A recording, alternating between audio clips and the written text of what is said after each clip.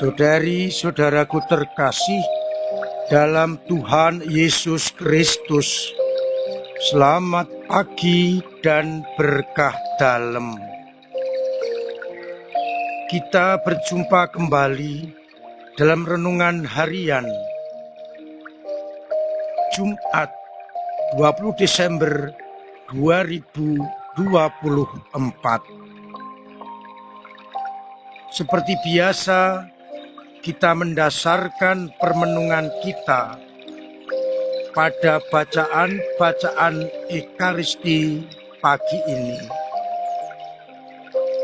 Bacaan pertama dari kitab Nabi Yesaya, di mana Tuhan akan memberikan tanda kepada Raja Ahaz bahwa seorang perempuan muda akan mengandung dan akan melahirkan seorang anak laki-laki, dan ia akan menamai dia Immanuel. Sedangkan pada bacaan Injil Lukas bab 1 ayat 26 sampai 38, kita akan membaca dan mendengarkan bagaimana kabar gembira disampaikan oleh malaikat Gabriel kepada Maria, gadis muda yang bertunangan dengan seorang yang bernama Yusuf dari keluarga Daud. Malaikat menyampaikan rencana Allah bahwa Maria dipilih oleh Allah, akan dinaungi Roh Kudus dan melahirkan seorang anak laki-laki yang diberi nama Yesus. Ia akan menjadi besar dan disebut Anak Allah yang Maha Tinggi. Dan Tuhan Allah akan mengaruniakan kepadanya tahta Daud sampai selama-lamanya. Ia akan menjadi raja atas semua keturunan Yakub sampai tidak berkesudahan. Maria yang awalnya terkejut dan tanda kutip ragu-ragu dengan mengatakan, bagaimana itu mungkin terjadi karena aku belum bersuami. Namun malaikat memberikan jaminan, Roh Kudus akan turun atasmu. Maka anak yang dikandung itu akan disebut Allah yang Maha Tinggi. Dan malaikat meyakinkan Maria, sehingga akhirnya Maria mengatakan, aku ini hamba Tuhan, terjadilah padaku menurut perkataanmu. Saudari-saudaraku terkasih dalam Tuhan Yesus Kristus, semakin mendekat perayaan kelahiran, kita dihadapkan pada tokoh-tokoh yang ambil bagian dalam karya keselamatan. Apa yang dinubuatkan Yesaya, bahwa seorang perempuan muda akan mengandung dan melahirkan seorang anak laki-laki, dinamai Immanuel, artinya Allah beserta kita, terwujud di dalam pribadi Bunda Maria. Maka rencana Allah yang dinubuatkan oleh para nabi terpenuhi dalam pribadi Bunda Maria. Dari Injil ini kita bisa mengambil beberapa permenungan yang amat bagus. Yang pertama, dengan menyampaikan kabar gembira dari Allah lewat malaikat Gabriel, Allah tetap memberikan kebebasan kepada manusia. Allah mengikutsertakan manusia di dalam karya keselamatan. Manusia bebas memilih, setuju atau tidak. Yang menarik adalah bahwa Bunda Maria secara polos terkejut mendengar salam dari malaikat Gabriel, utusan Allah, yang menyampaikan salam kedamaian. Salam, hai engkau yang dirahmati Tuhan, Tuhan menyertai engkau. Meskipun Maria bingung, tidak mengerti arti salam itu, malaikat menegaskan kembali, jangan takut, hai Maria, sebab engkau beroleh kasih karunia di hadapan Allah. Sesungguhnya engkau akan mengandung dan melahirkan seorang anak laki-laki, yang hendaknya engkau beri nama Yesus. Secara manusiawi, manusia atau Maria pasti terkejut dan tanda kutip menolak secara halus dengan mengatakan, bagaimana hal itu mungkin terjadi karena aku belum bersuami. Jawaban ini menunjukkan kepolosan Bunda Maria dan kerendahan hatinya. Sikap Maria yang betul-betul alami, tidak dibuat-buat, karena ia merasa hal itu tidak akan mungkin terjadi. Aku belum bersuami, bagaimana akan melahirkan seorang anak?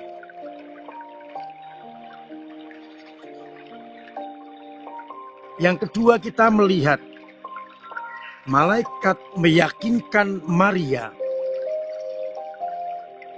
Roh Kudus akan turun atasmu, dan kuasa Allah yang Maha Tinggi akan menaungi engkau. Malaikat memberikan garansi, jaminan Roh Kudus Allah yang akan bekerja. Lalu apa yang dibuat oleh Maria? Jawabannya sungguh mengagumkan.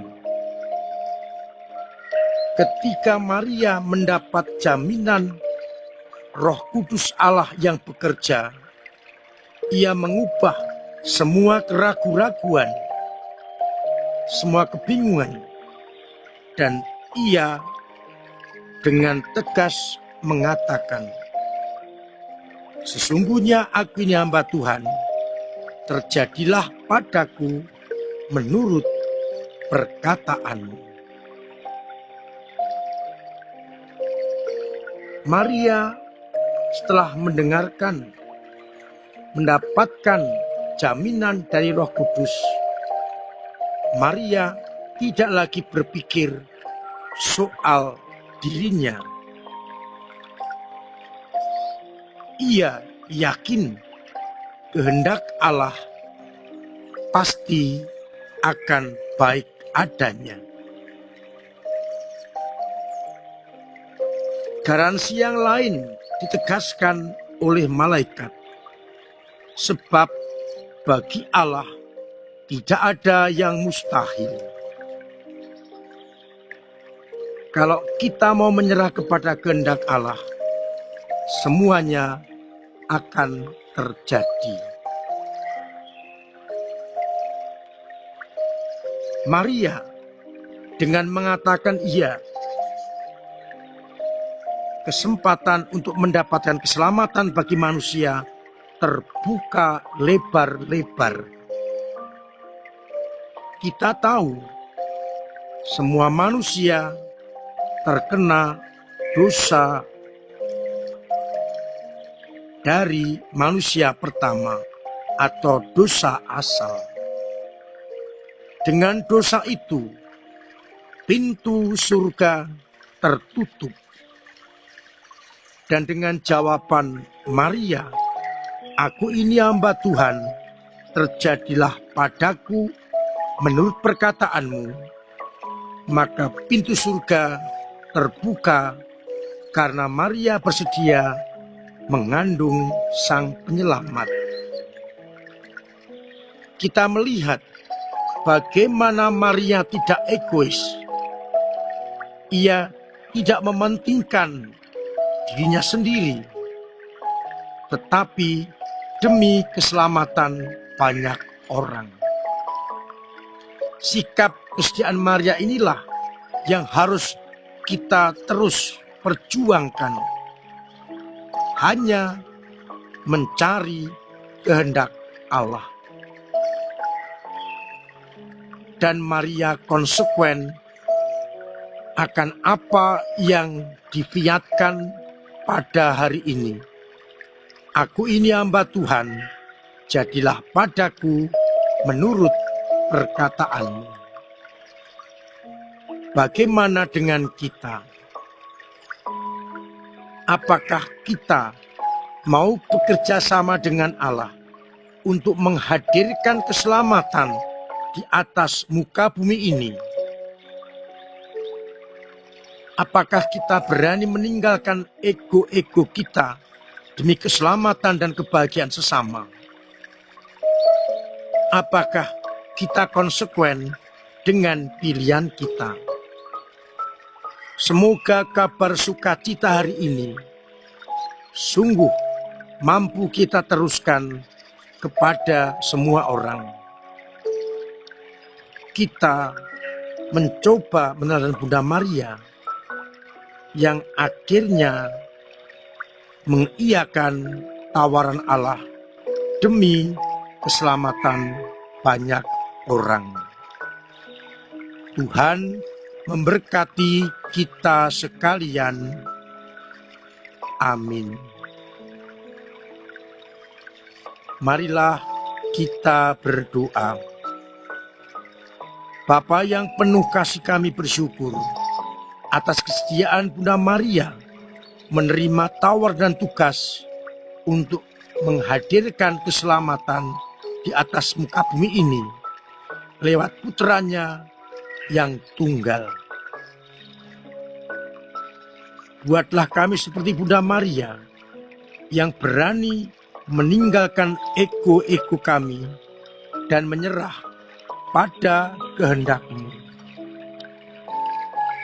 Kuatkanlah iman kami yang kadang lemah, kadang jatuh, kadang mandek.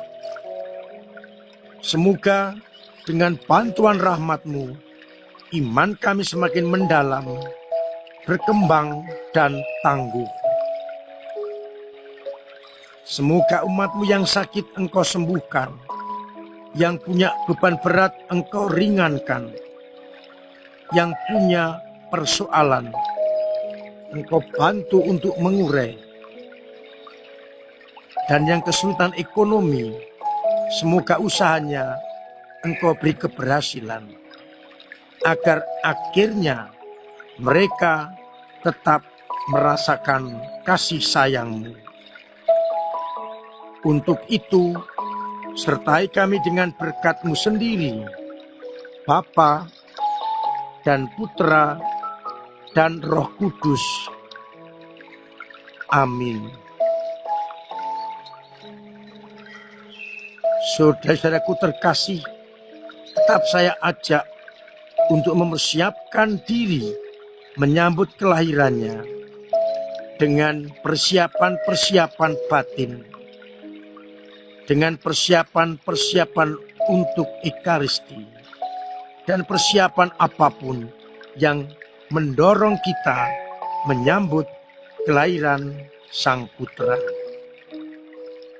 Semoga akhirnya kami layak untuk merayakan kelahiran putramu. Terima kasih untuk segala peran serta dan sumbangan panjenengan bagi gereja lewat doa-doa, lewat pemberian waktu, tenaga dan karya, serta pemberian dana. Semoga akhirnya gereja boleh menjadi saluran rahmat bagi sesama. Akhirnya saya mengucapkan selamat pagi, selamat merenungkan, salam sehat, Tuhan memberkati